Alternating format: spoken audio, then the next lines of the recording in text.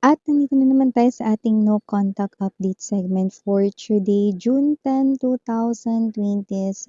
So bago natin no tingnan ang real-time energies ng person mo, pwede mo siyang isipin ngayon no, because that is one way of setting your intentions at i-resume back mo na lang no itong video reading na to once na tapos ka nang isipin siya. Sa mga gusto naman rito na tumambay lang, wala lang kasi gusto nyo lang.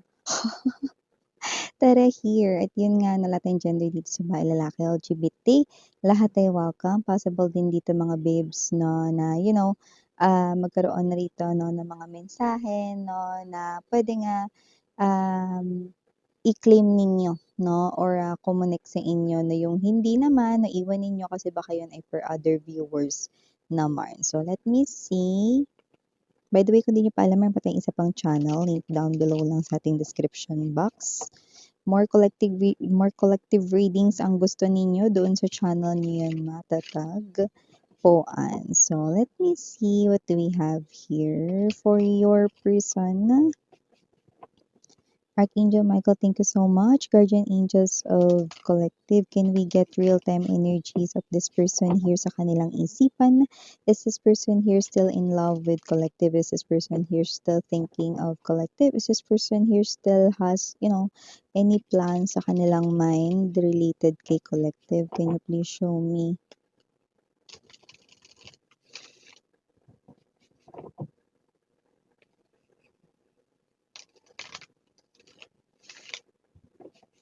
Okay, so let's go ahead and check these messages right in here para sa'yo, Collective. So, meron ditong real-time energies ang person mo ng world energy.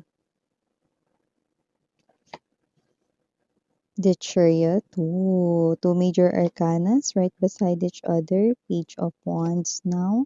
We also have the Ten of Wands. The Ten of Coins, could be seeing a lot of number 10s, or maybe this person here, Ace of Coins now. Bottom of the deck, we have the Fool, the Eight of Cups in reverse, and the Moon. Ayan, oh.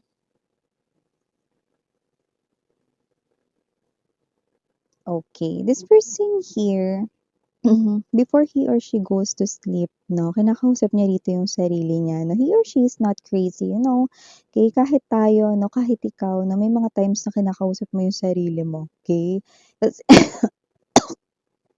excuse me, no, ba yan? May ubo.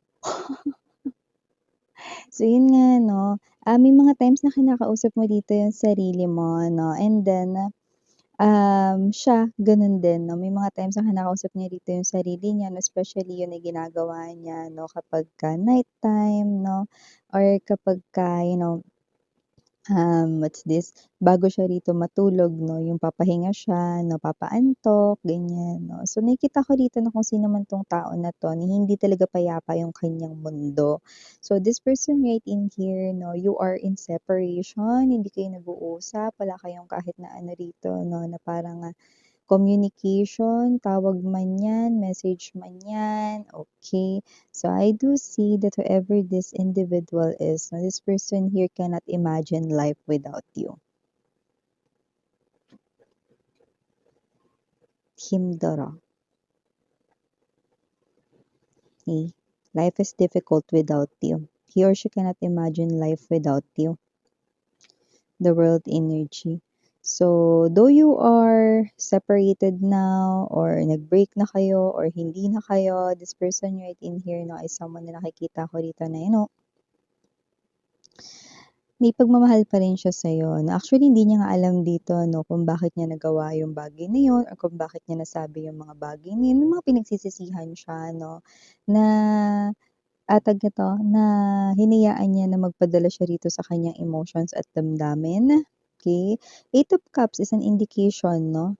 Na kapag naka-reverse yan, siya yung magbabalik dito, no? So, nakita ko rito na ang nasa isip nitong tao na to, no, ay walang iba kundi ikaw ngayon at ngayon mas lalo niya nakikita, no, na hindi niya rito kayang i-imagine, kahit i-imagine man lang, ang kanya ritong life without you in the future. Na gusto niya rito na tumanda pa lang kasama ka, na-realize niya pala dito na ikaw pala talaga mahal niya. Kaya with this Ace of Pentacles and the Fool, okay, yan ay hindi nagkataon na yan ay magkatapat, no, or magkalapit sapagkat 'no, ito ay nagsisignal ng new beginning. Ibig sabihin ng taong ito 'no, ay magbabalik 'no, at hindi na muling lalaya sa buhay mo, na wala siyang intensyon na muling umalis at nakikita ko rito 'no, na though this person right in here 'no, meron rito mga magagandang mga nangyayari sa life niya 'no, naka-smile siya pero deep down inside, sad siya. Yes, malungkot siya rito 'no.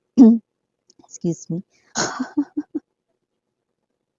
Parang bumara. Nalunok ko kasi yung plema ko, 'di ba?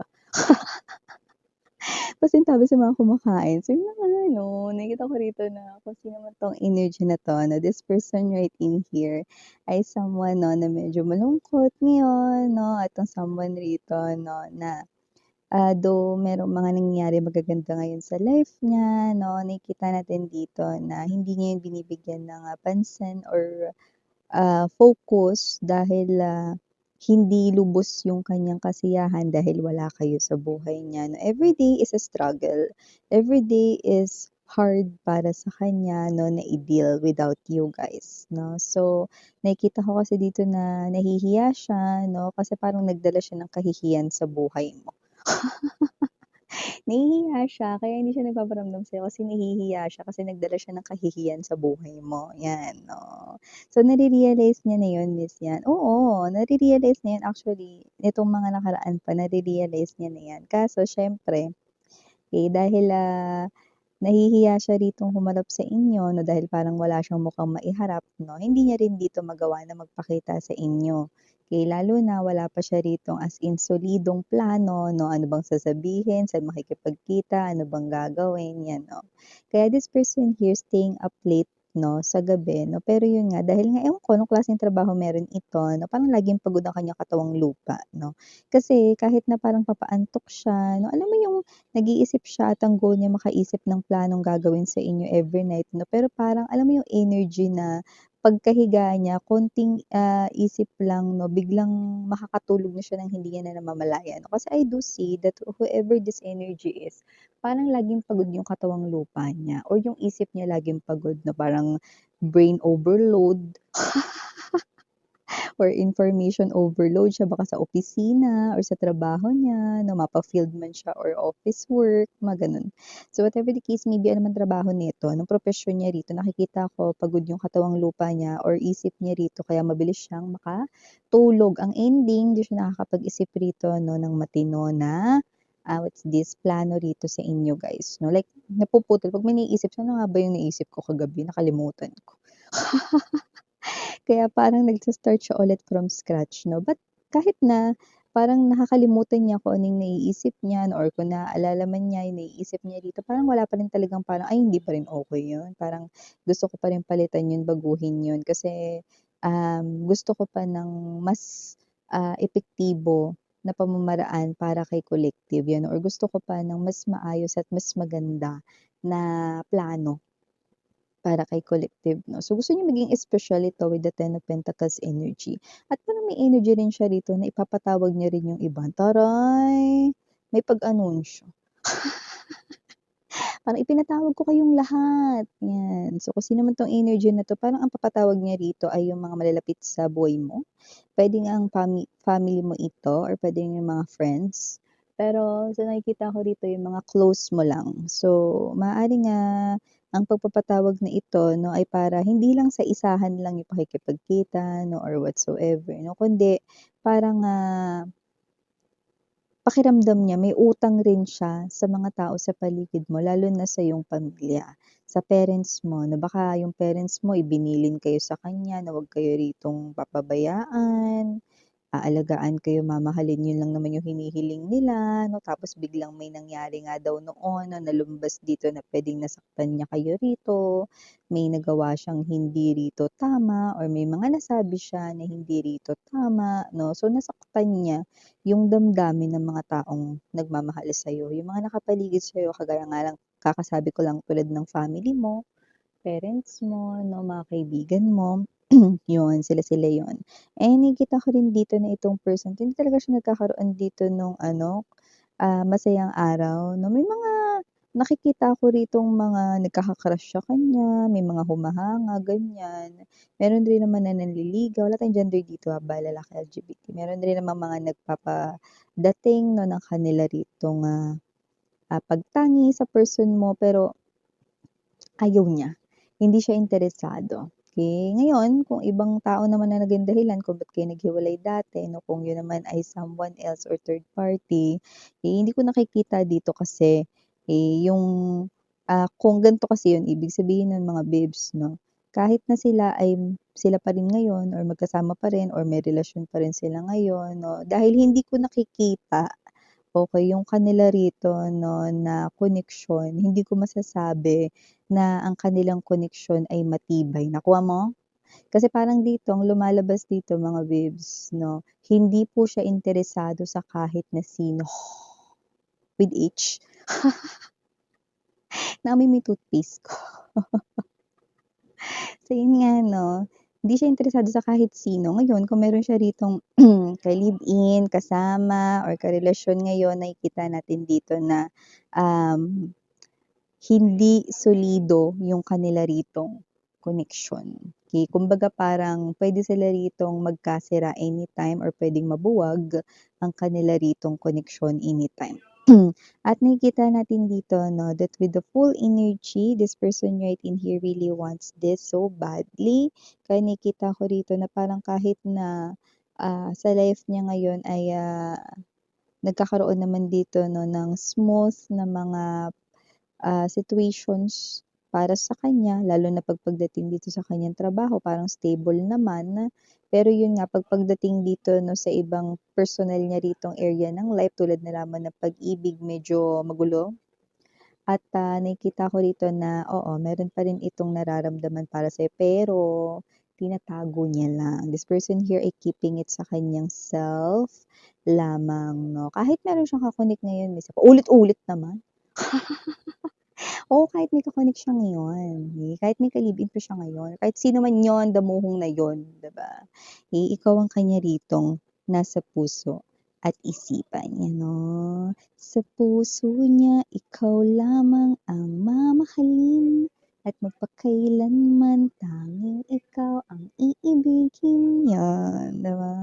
Akalain mo nakanta ko pa yun sa kabila ng nalunok kong plema. Kakahiya 'di ba kasi sa inyo, wala ka namang waitlet tapos 'di ba nilunok ko na lang. Nalunok ko kasi bigla akong inubo, 'yan oh, grabe kayo masyado kayong judgemental. So yun na nga 'no, so yun na nga nakikita natin dito na with the Chariot, this person right in here nakikita ko rito na gagawa ng paraan. These are actions. This is not just sending you message, this is not just, ah, calling you 'no, gamit ng phone or via video call, whatever.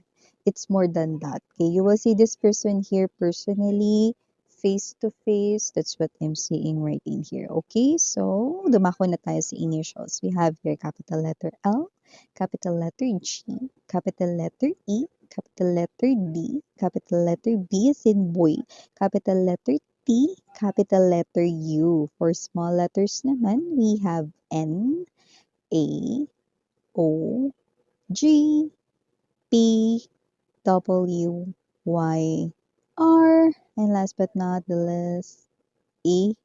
So yeah, yun yung mga nakuha nating initials dito 'no. But you know, nasa sa inyo pa rin mga babes 'no, kung kakausapin niyo siya rito 'no. Kasi nakita ko rito yung energy ninyo na parang hindi ko alam 'no, hindi pa ata kayo handang kausapin or makita siya rito or ayaw niyong marinig kahit na anong may kinalaman sa nakaraan or kung ano man yung sasabihin niya may chance na hindi ninyo paniwalaan 'no. Pero sa nakikita ko pagdating naman sa refleksyon ng kanyang damdamin 'no, na nami-mirror dito sa atin 'no, yung reflection na yun nakikita ko naman na itong tao na 'to 'no, ano man ang kanyang sasabihin sa'yo ay walang dagdag bawas, yun ay pawang katotohanan lamang, 'yan 'no. So whatever the case may be, maaaring may gawin ka ditong desisyon once na makausap mo siya dahil parang meron siyang bibitiwan or iiwanan ritong tanong sa'yo na maaaring pag-isipan mo, ayan. Pero hindi mo naman kailangan magmadali, wala namang Grab na nag-iintay sa labas or umaandar na metro ng taxi. Kaya just take your precious time. Okay? So yeah, ito yung mga mensahe nakuha ko here for you guys. Again, I'm Rihanna Ani for the girls. Yan na for the boys. Sarang hail, love, and light. If you want personal readings, mga babes, no, mag-message lang sa nakita ninyo sa ating intro sa simula ng video reading na ito sa upper right corner. Thank you so much. Okay? So love and light. Annyeong.